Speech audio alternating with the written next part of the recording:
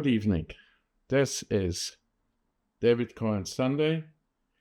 Today I already had a very nice, wouldn't say experience, but I love the fact that Max Verstappen won the Grand Prix in Japan.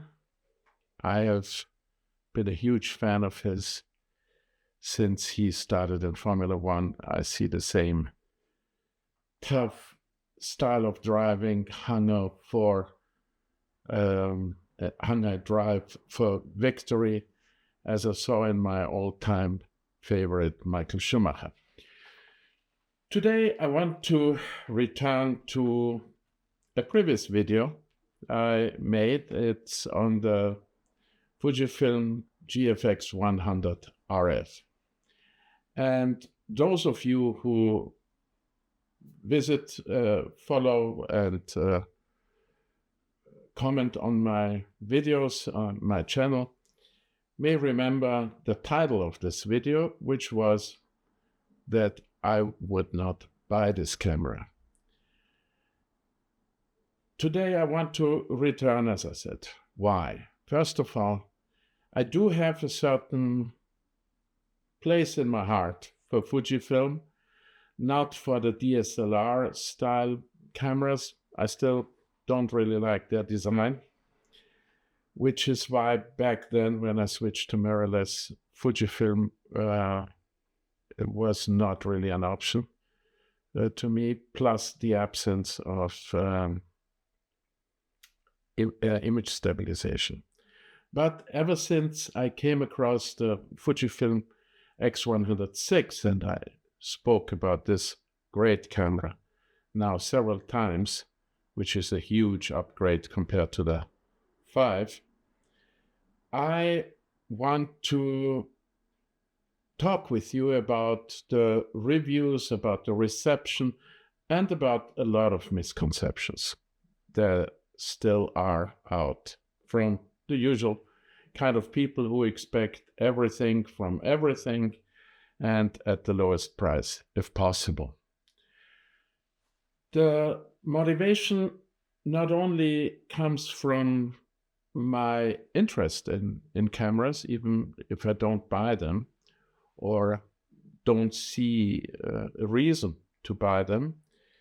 It is, I came across the website, actually an article referring to the website of Jonas Rask.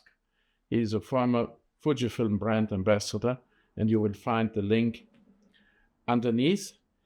I really invite you to read this review. It is quite long. It is very good, even though I wouldn't say biased, but of course, this photographer loves Fujifilm, and he makes a lot of good and valid points. And as much as I don't always agree with him, it is still worth reading. Now, let us quickly summarize. What is Fujifilm GFX100RF? Well, and you will find it in his article on his website, on his blog. He actually suggested to Fujifilm people many years back to come up with something based on the X100 series. Now, if you remember, I also drew that parallel, and it is more than obvious when you look at the X105 or 6, and especially on the specs of the 6. Now, what is the new GFX? It is, first of all, a full format. It is not. It is medium format. But we will come to this later. It is quickly not medium format.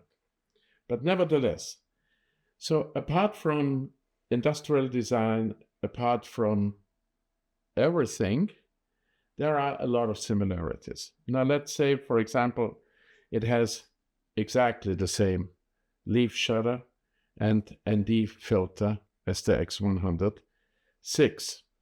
Unfortunately, it also has the same weather sealing of the X106, which means you need an adapter ring and a filter to seal it, while like a Q3, which the new GFX is sometimes, and I find all too often, not appropriately compared to. We come to this later. On the other hand, it is a huge step forward in terms of build, since it is milled from a single block of aluminum. We have seen this production design at Apple's.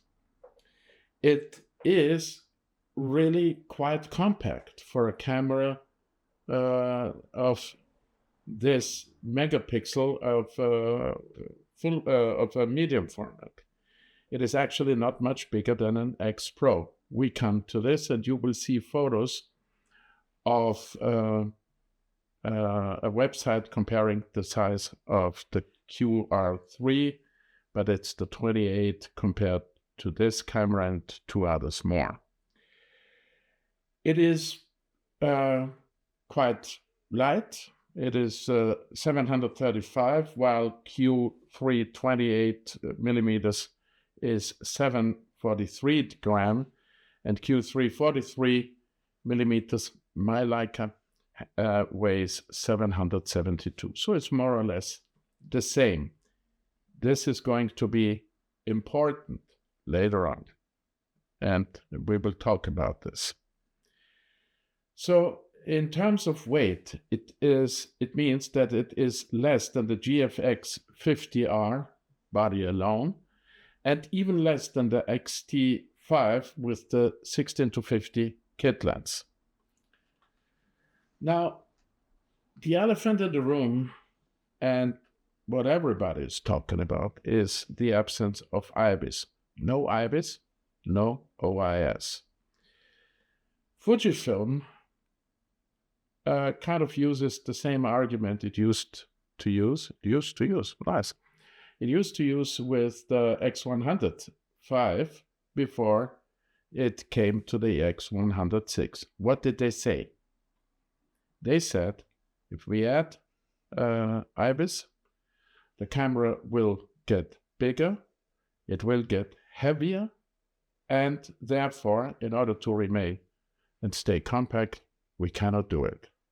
Well, guess what? The X106 proves them wrong. The camera is basically unchanged.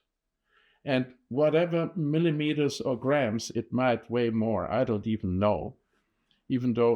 But from my feeling when I hold both cameras in one hand, there is no difference. So they increased sensor size to 40 megapixel. They added IBIS, not even OIS, because it is a fixed lens. But somehow they shot themselves in the same foot as previously, saying that they couldn't do it in order to remain within this form factor the GFX100RF currently sports. But they come up with a completely different additional information, saying that the large focal plane shutter compensates for the lack of IBIS. Even then, how is it possible that they use two different kind of lines of argumentation to explain something that is really hard to understand? And here comes my criticism. A lot of people say now, yeah, we didn't have IBIS, OIS before. Yeah, of course. During the analog days, we didn't have it. That's what we call progress. We get new features that make new ways of working with camera possible. I, for myself, apart from my hands, because of my age, my medical history, my asthma, the cancer treatment medication I went through, I couldn't shoot without IBIS, which is why Leica M series, I repeat it for the zillionth time, was never an option. Now, I see here a problem. And we are coming to the next problem, where I said, talking about the weight, and I repeat it, Fujifilm's new GFX is 735 gram, Leica Q3 743, so only 8 grams heavier, and Leica Q3 43, mine, is 772. So something, let's say roughly 40 grams more. Guess what? Both Leica Q3s do have IBIS. Funny. And a much more light-sensitive lens. Funny, isn't it? This is why all of this package in its totality is not for me, because it doesn't offer me anything that I require, need, want to have. Still, I say it is a great camera. Why is it a great camera? Because I'm not only talking about me and my needs, my requirements. It is a bold move, and I have to say it's a beautiful camera. And it is a bold move to come up with such a new model. It is the first of medium format in this form factor. It is the first and one of the very rare cameras of such a high quality build. I repeat, built from one single block of aluminum. And it, as far as I'm concerned, and I see a lot of people understand that too, it is for a different brand and tribe of photographers, which I'm not. But why do I need then to tear it down as so many people do? You don't like it? You find it doesn't fit your requirements? Go on. Nothing to watch for you here. Nevertheless, because I also see the usual attacks against Leica, and it makes me sick and tired to always hear the same nonsense. It's not because it's Leica, but Leica is like a smartphone company that I already briefly mentioned, always attracting a certain type of life forms, lashing out because it is about money. Quality, of course, results in a higher price. Now, when we come to the Leica lens, and I'm talking now about the 43, people saying, yeah, it is so much more expensive than, for example, the FujiFilm, while this is a full format and the FujiFilm is medium format. We are coming to this. You must not forget that the closest Leica M equivalent of the Leica Q3 43 lens is alone, because the M series is interchangeable lens camera, $8,495, and I checked the price on Leica USA. Now, the lens alone, $8,495, together with an 8,000 something M11 body, adds up to 16,000 to 17,000 euros. Now, the same sensor can be found in the Q3 43 with a stellar lens, handmade, made in Germany, and the camera is, again, Leica USA website, 6,895. So if this is not a bargain, I don't know. Talking about medium format, full format, and you will see what I'm reading to you now, you will see in the video here or there, somewhere here. Yes? It is true, Fujifilm GFX100RF sports a 102 megapixel medium format lens capability. The moment you press the button for cropping, you immediately come, so that is the 35, which is 28 equivalent of full frame.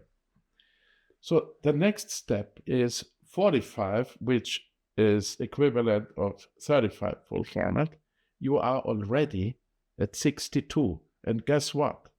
That is absolutely the same level like a Q3 43 has with 43. 60.3, 62, there's not much of a difference. You will find the exact data here. So my point is the following. The main argument, and now I'm not against or in favor, but we need to see through all this media frenzy and the flame wars.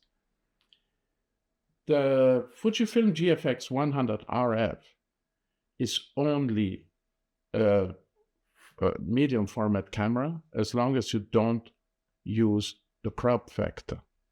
Then immediately we are in full format, on full format territory.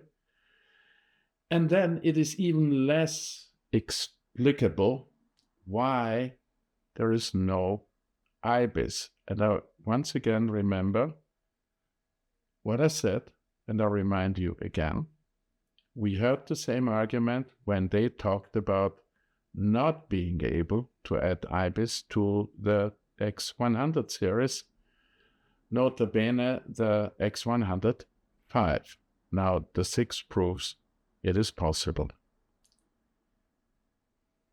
You will find a lot of links underneath, and I invite you to have a look for yourself. The data I just used will be sourced accordingly. I can already tell you it's from Digital Photography Review. You will find all the necessary links underneath. But at the end of this video, I want to return to what I always say. Essentially,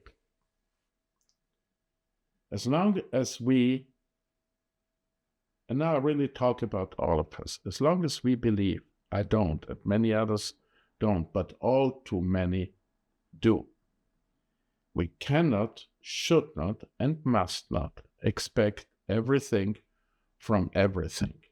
A camera is not a multi-function purpose device. A camera is still built and marketed for a certain group.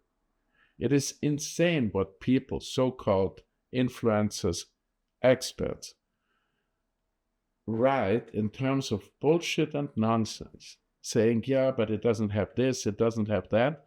Yes, because there are certain groups.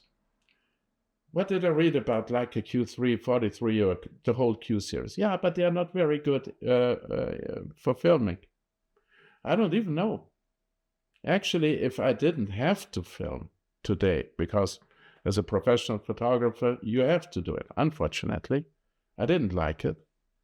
I have to do it, and I had to learn it. But when I buy a camera, it is still the only thing that really matters to me, how it acts and meets my requirements as a photographer. Believe it or not, and you can check this company's YouTube channel with their Chinese New Year videos every year. We use smartphones for filming because they are stellar enough. And anyway, uploading to YouTube, 4K, you're much better off exporting in 1080 because compression will not harm you as much as you will have to suffer and experience. I want to end this today. It has been a little bit longer. Nevertheless, and I think the topic merited the time. Take a step back, have a look at what you need. What is your budget? What are your requirements? Well, what are your requirements? What is your budget? Are you willing to spend more on a hobby, or are you a pro? Then even more, you should know what you need and don't run around and demand the impossible. For today, want to thank you once again for your attention, for coming to watch this video, for commenting. And I hope to see new followers, new subscribers. And for the rest of the day, I wish you a nice Sunday. For those of us who are already in the evening, I wish a nice evening. And for tomorrow, a good start into the new week. See you next week.